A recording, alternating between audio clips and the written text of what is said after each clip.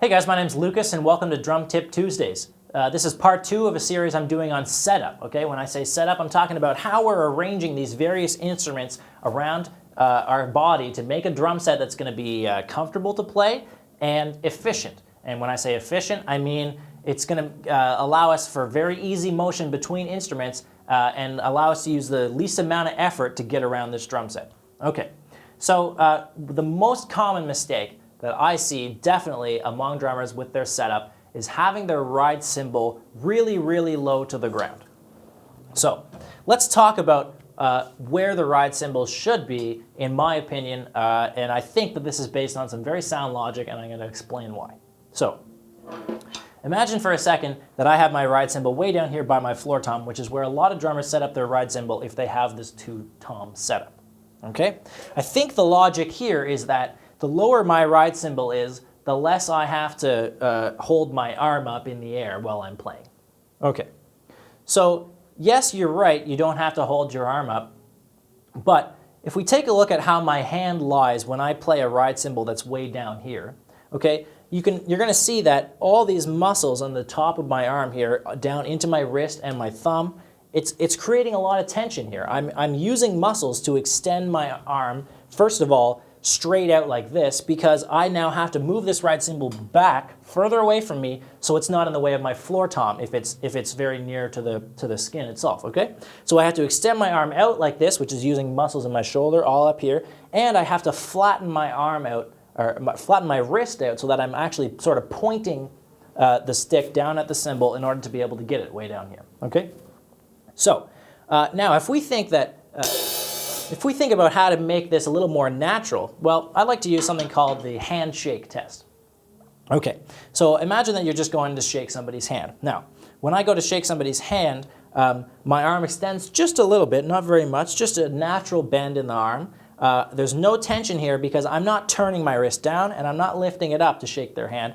It's just very natural. It's how my arm sort of lies as I go to shake somebody's hand. Now, take a drumstick, chuck it into this hand. Well, you're going to notice that, again, I still have no tension, and the drumstick is going to naturally lie in my hand in a way that's actually pointing up, okay? The drumstick doesn't naturally lie straight out from my arm as if it's just some sort of an extension.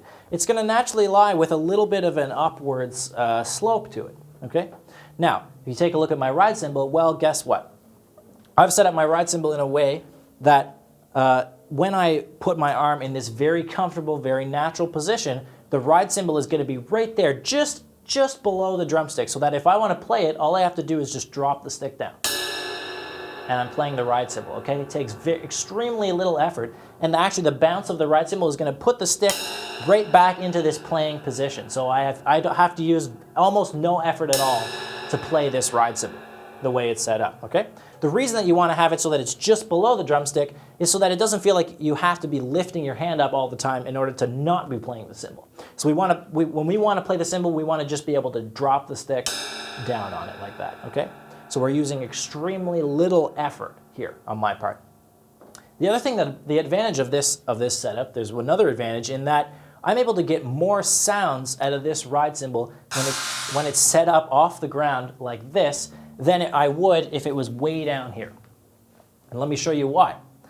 If the cymbal is way down here, I only have one option for how I'm going to play the ride cymbal, and that is with the tip of the drumstick, okay? So in other words, I'm eliminating all these other sonic possibilities that I have here with the stick that I definitely wouldn't have if it was way down here, that I all of a sudden I now have open to me when the cymbal's up off the ground a little bit more. So I can hit it with the tip, yes, like I have been. I can also hit it with just the very top of the shaft of the drumstick. Totally different sound. I can also hit it with the shaft on the edge of the drumstick like this. All right, and I can also crash on the side of the ride cymbal with the bottom half of the shaft. Okay? So just like that, I've opened up a whole new world of sonic possibilities that I didn't have when my ride cymbal was way down here, all right? Now I'm going to play a simple swing beat, and I'm going to show you how you can use all of these different sonic possibilities out of the ride cymbal to make it sound like you have 5 or 6 different cymbals when really all you brought was just your one ride cymbal. Here we go.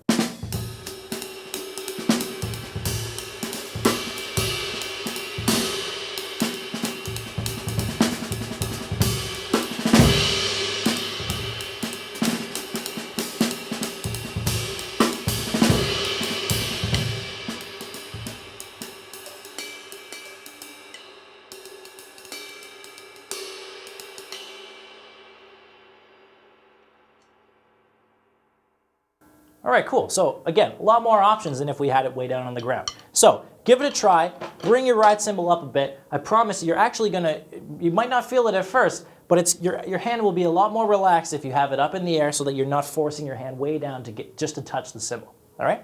Give it a try. Again, probably won't feel natural, but after you get used to it, trust me, it's definitely the way to go. If you check out awesome drummers like Eric Harland, Jeff Hamilton, all these guys, they have their ride cymbal up. It's not way down on the ground. It's in a place where it's going to be very natural to hit it, and you can see in the effortlessness of their playing. When you talk about a drummer's playing looking effortless, well, this has a lot to do with it because I don't have to use a whole lot of effort to address this ride cymbal. All right, thank you very much. Tune in next week. We're going to be talking about how to set up the toms. This is Drum Tip Tuesdays. Every Tuesday I put in a new video, hopefully. Please subscribe to my channel if you like this and comment on the video. I'll get back to all the people who comment. And if you have any suggestions or requests for upcoming Drum Tip Tuesdays videos, please feel free to shoot me a message and I'll do what I can. All right, see you next Tuesday. Thanks for tuning in.